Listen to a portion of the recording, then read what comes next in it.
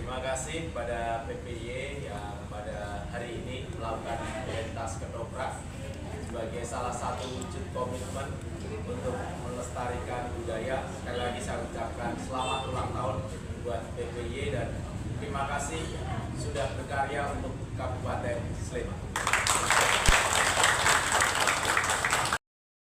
Ngaturaken sugeng dalu sumpesna putri.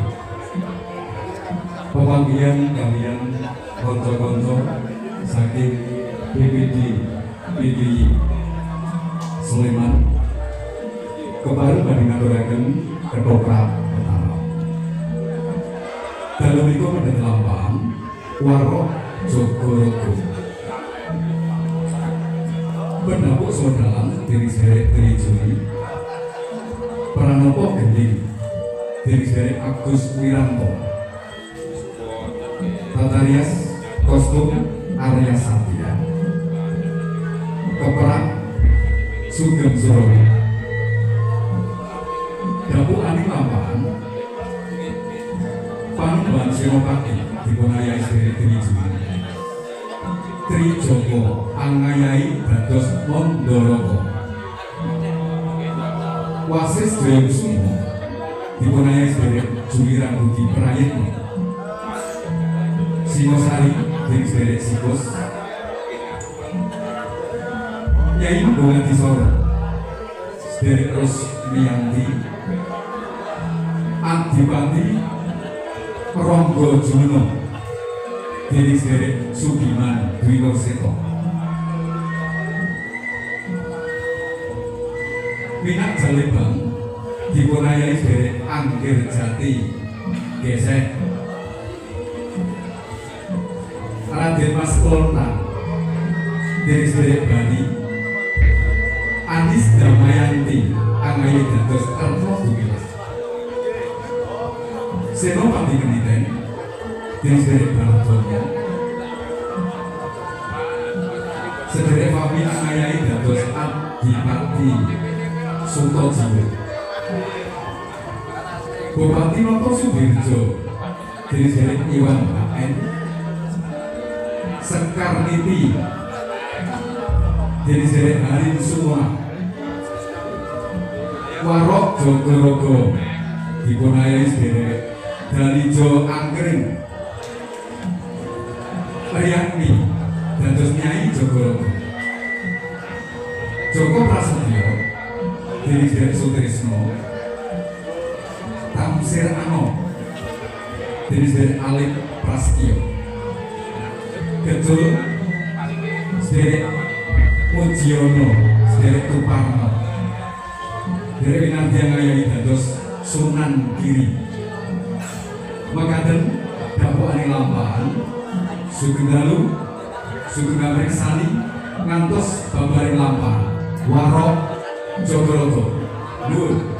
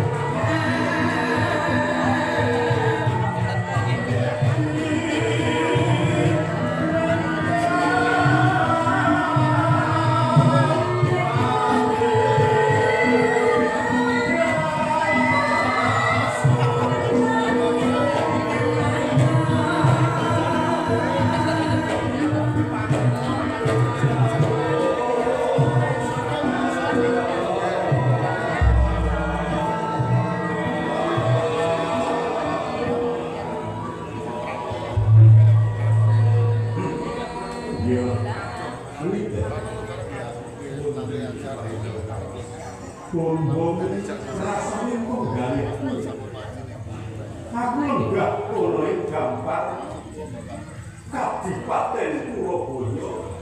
Kabeh para kadang dipati bupati padha ngadeg ngesaku. Kowe bermaklum menawa kahanane kabeh nayaka lan kawula Purabaya ora ana sing bakal dadi. Aku lebih mau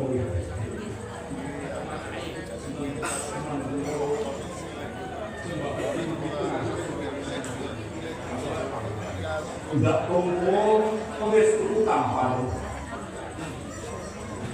nak jari banget wonten tinggalan kau awet enom kowe awet kalau itu panjenengan ada sepakatan iya nek iya wiwit biyen kowe iki pancen rada kelinci wah ngono iki ora apa-apa ngono kuwi pancen kowe duwe watak sing ngono nyatane sabun-sabun ana kanca boyo kowe bisa merantasi waktu nuwun sanget Prabowo urip di tahun bolon ya sak niku kula ngaturaken suka pati untuk ndak tempo panes tampan ngono jare kula tampi kanthi wenas kali ugi dados jimat kula yen ngayong wonten ing Puro. Iya. Iya. Iya, iya.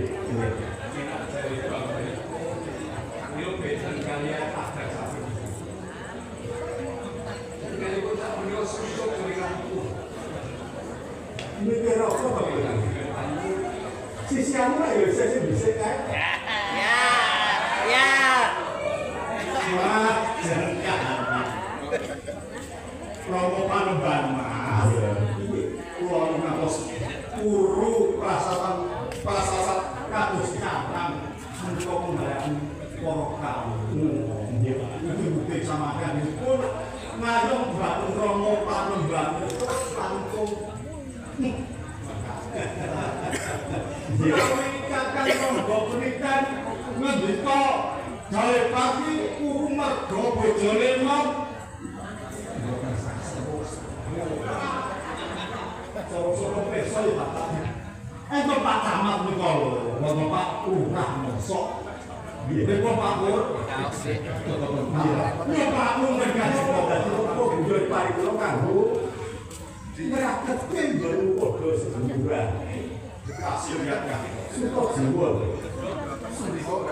Basuki ngadep oleh ngesaku. Iya. Bisa ini pacaran. Maksud, iya. Biasa sing apik. Wah, nek lagi mangkat sih, Mas. Jadi aku malah dari waktu BKB ngaku lagi. Alhamdulillah dhewe aku keluarga sih. Nek kita ora tau mangkat aku. Iya. Ora dadi lopo. Pancen kalau musuh senajan kowe kuwi ana ing Purabaya kene ngadeg oleh satu. Nek kowe duwe panguwasa dhewe-dhewe. Peniten oleh Pasuruan, Jalebang oleh Blambangan, Suto Jiwo oleh Pekajangan. Mesti bae padha ribet gone ngayomi kawulane oleh pemungkone dhewe. Ora dadi ngersake. Iya. Lho ta. Basuki ngadep terus ada.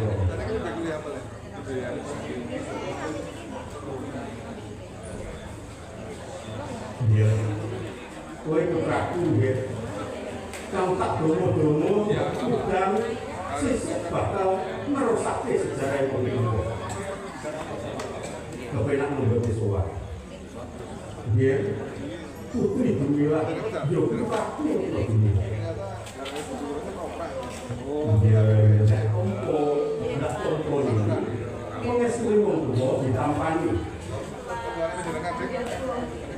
Senajan sliramu dijil agung nanging bosmu jenis kaki.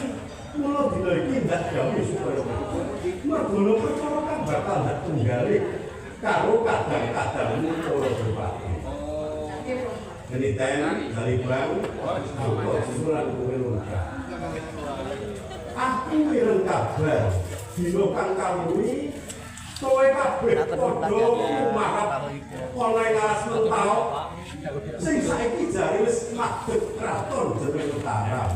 Nah, ana yoko padha lumarat oleh Mataram aturno marang saji supaya aku tedha ngono.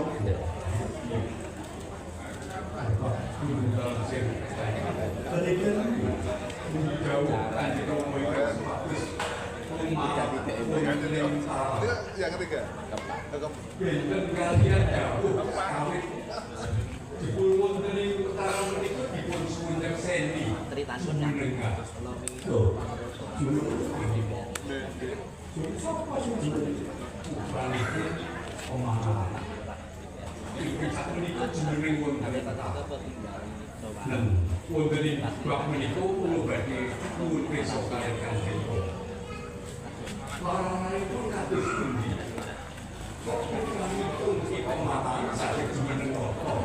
Wonten ing iya. Ngono kali.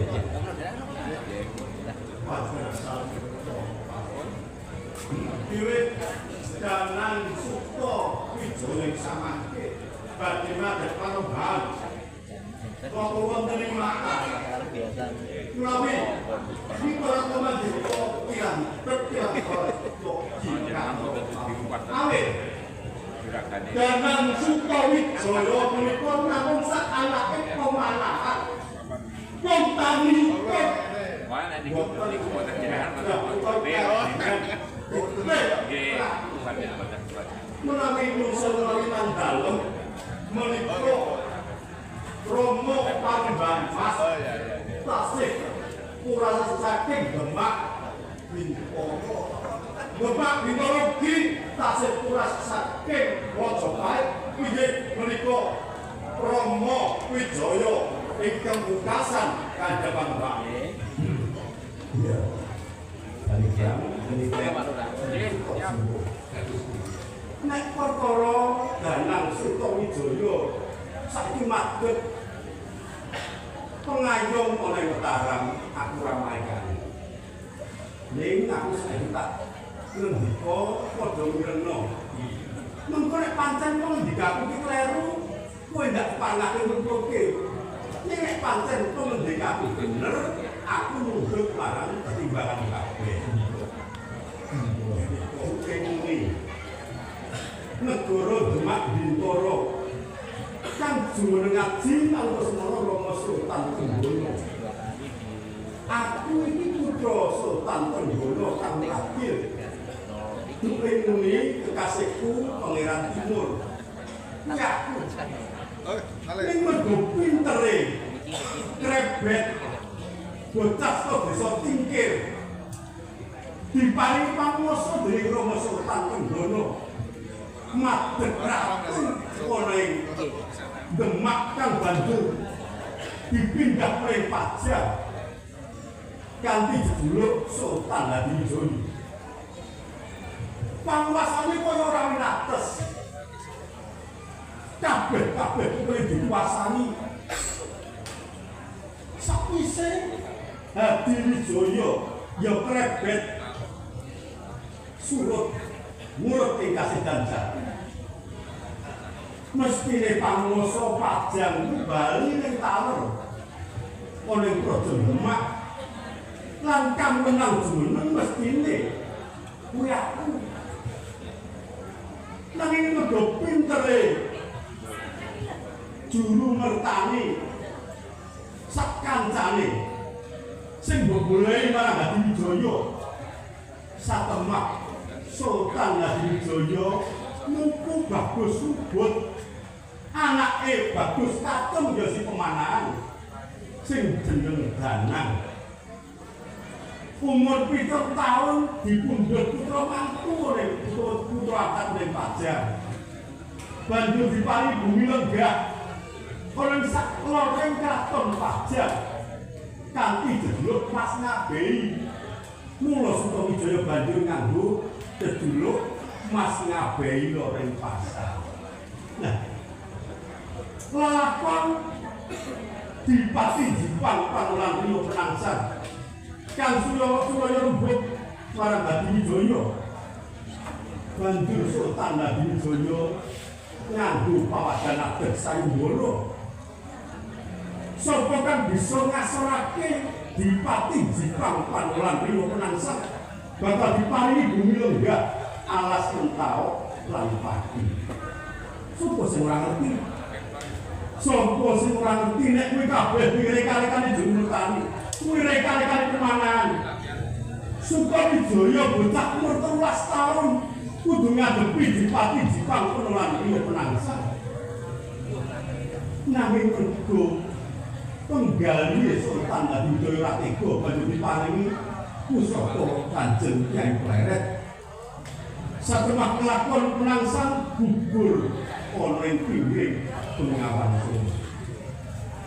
Sakwise bumi diparingake pemanahan jongko lenggah oleh Mataram kanthi jejuluk Ki Ageng Gedhe Mataram utawa Kauntar kanthi sesebutan Ki Gedhe Mataram. Sakwise pemanahan ora ono. Aku ora tau antuk kabar apa-apa saka Mataram. Lah kok saiki kowe padha matur nek Danang Sukawijaya wani ngedeke gendera nganti jumeneng Penembahan ana ing Mataram. Iki njero piye aku wong tuwa jan. Aku disuwuni pangestu ya ora.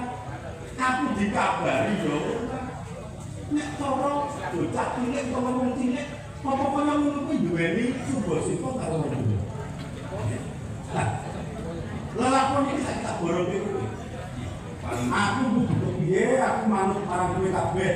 Nek aku jeneng ayom, aku jeneng sepuh. Sing kudu bisa ngomong marang kowe kabeh. Nek aku kudu ngakoni jenenge Penembahan Senopati ya Sukawijaya, aku tak swarana.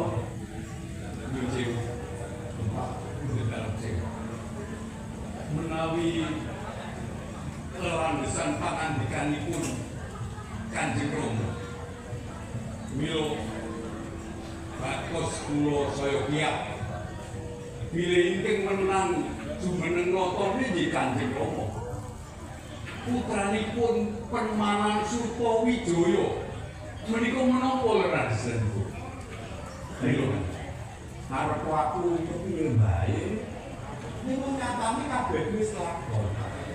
Sukawijaya jarene saiki jumeneng iki takoni tegese wis antuk panyuwune kamu. Ning sing tak kuwatirake sapa to Sukawijaya? Perkara kelmu apa perintahmu kok Sukawijaya kuwi duwe. Arep kowe cilik diwong dening Pemanan. Nek nganti kleru nggone ngecake Pangwasa. Awit Pangwasa kuwi bisa gawe urun. Pangwasa kuwi bisa landhep mungkli digamar apa bae. Sisip sendiri nek nganti bejengkok nggone kasto bawat Mataram. Murung tamu kang dadi banten. Iki sing tak iman ora kok ngame-ame kelungguhan babar bisa. Menawi mitra temahe sawit Bang. Ingkang wenang wonten ing Mataram boten sanes namung Rapa Panembahan. harus dikomen. Kula boten sanjung menawi Danang Sukawijaya minangka pangayoman wonten ing Mataram Rama Panembahan. Saya ulang sang kowe mangati tunjuk piye kowe rasane Piye lho Kang?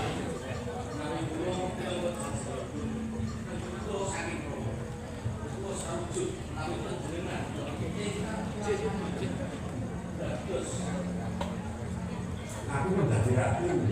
Maksudnya dadi ratu gampang.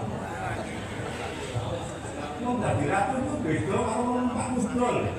Nek mau numpak kuda sisih nggone itu kendalane kuda, sing kejentrok, sing loro, sing rasake mung sing numpak. Ini nek kasto bawat nek kendalane praja, ana sisih kembere leno sing dadi banten mung sak negara. Kita jiwa piye? Sarujuk kembali saka piye Kang? Panjenengan ingkang langkung ayo ora pecah klebu sing tak tastik wis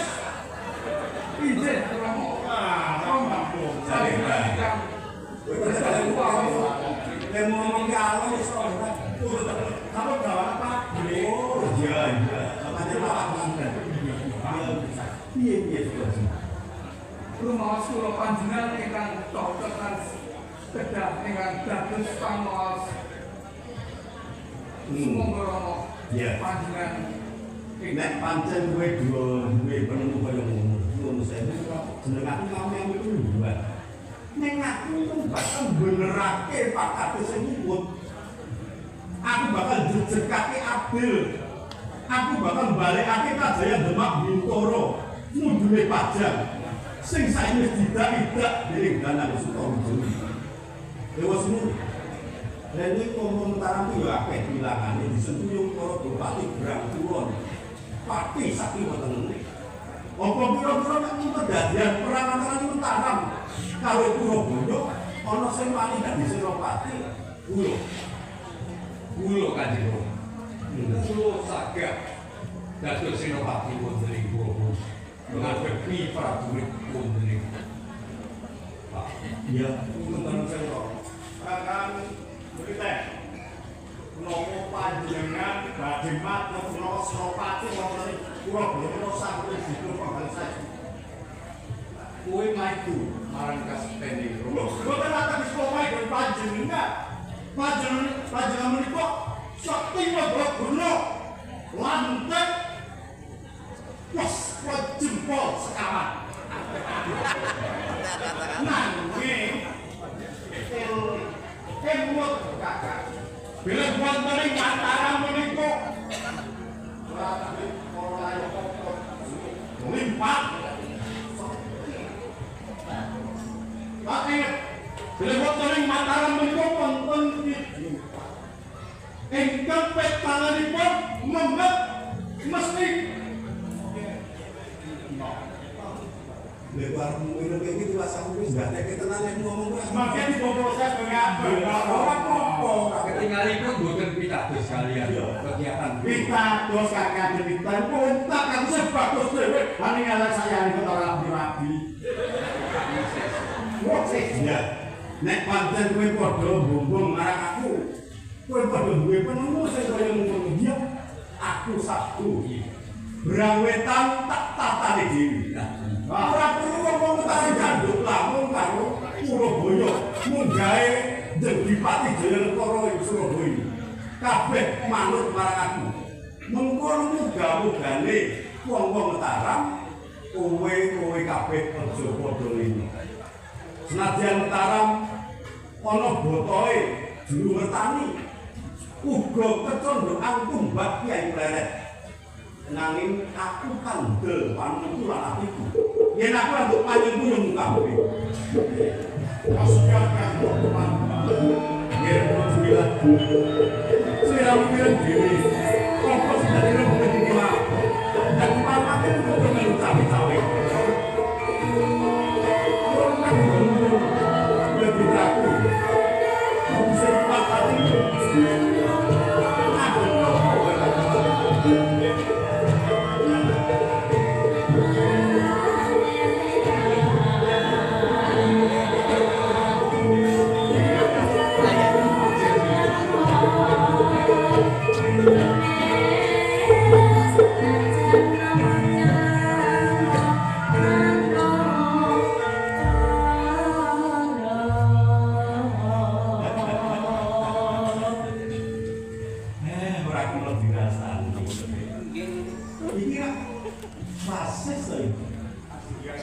suwe ra dolan ing Purwoboyo laris niku dadi panonton-tonton.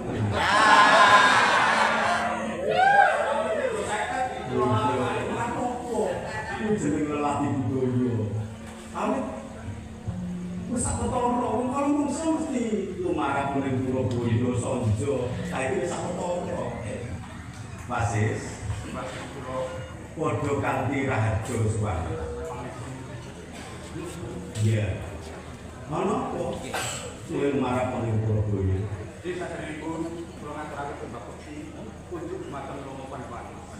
Ndak prompo alas tawaku tampan ngono. Sediko mukira suci mata. Iya. Sak banjure. Mriki sowan kula wonten ing Surabaya. Ngaturaken Mbah Suntung saking Panembahan Senopati Mataram Catur Rama Panembahan. Ya, isih eling enak ngomongane. Ndak tompo bahanipun Mataram pangestu aturna ning ngersane Sutowijoyo utawa Panembahan Senopati. Sabanjure Ingkang salajengipun sowan kula wonten ing Surabaya. Dipun utus déning Panembahan Senopati Mataram. Supados namyenaken kawontenan ing Surabaya.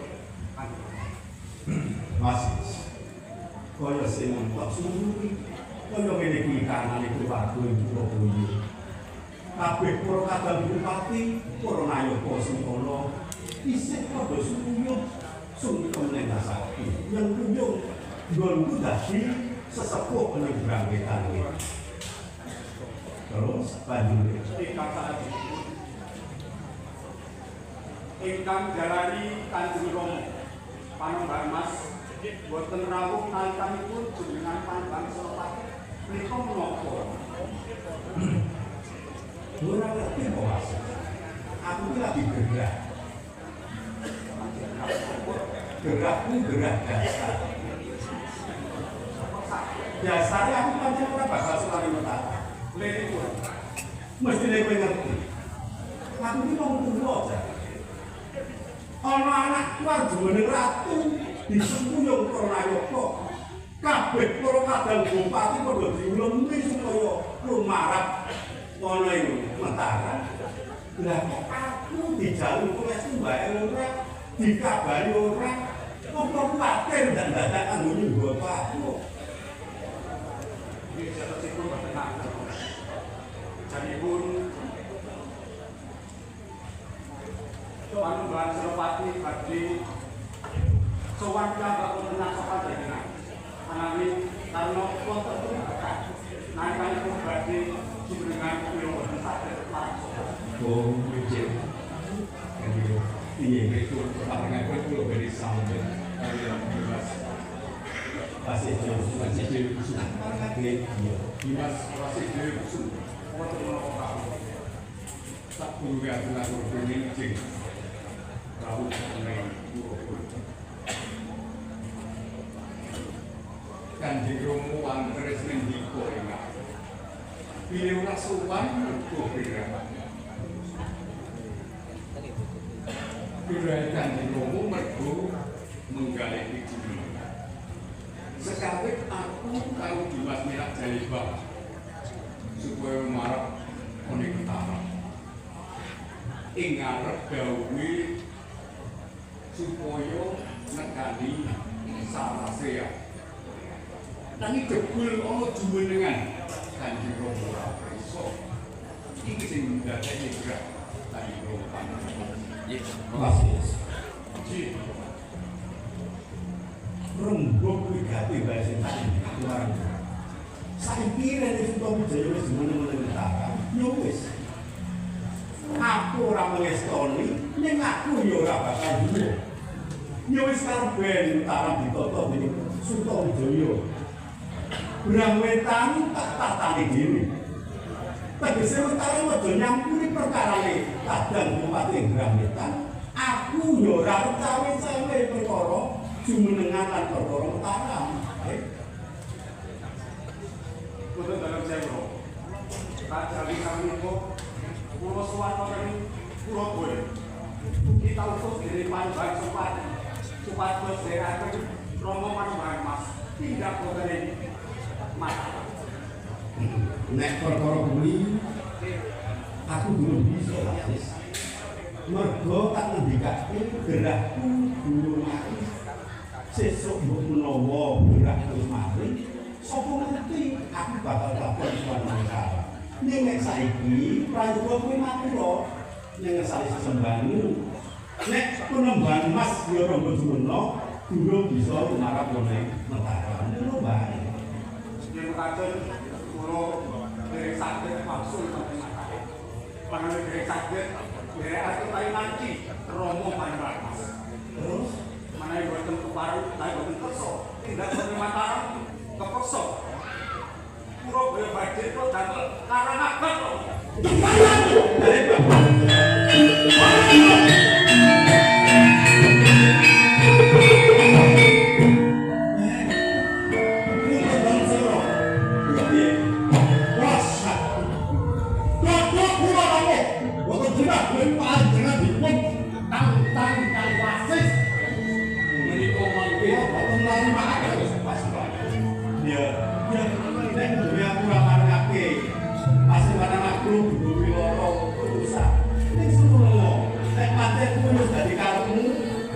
Borong-borong mipik, ngomongin burke pasir jauh semua lentara.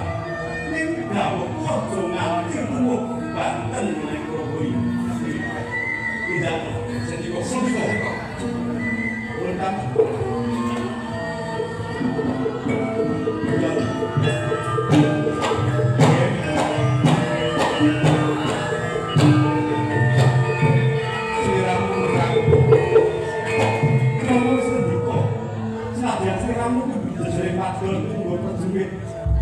Siagatno prajurit padun prajurit putri kasatian samati-mati dibutuhake dengan pikiran Bromo tak manjing oleh sanggat pamujan hukum marang Sari Gusti kamu wae.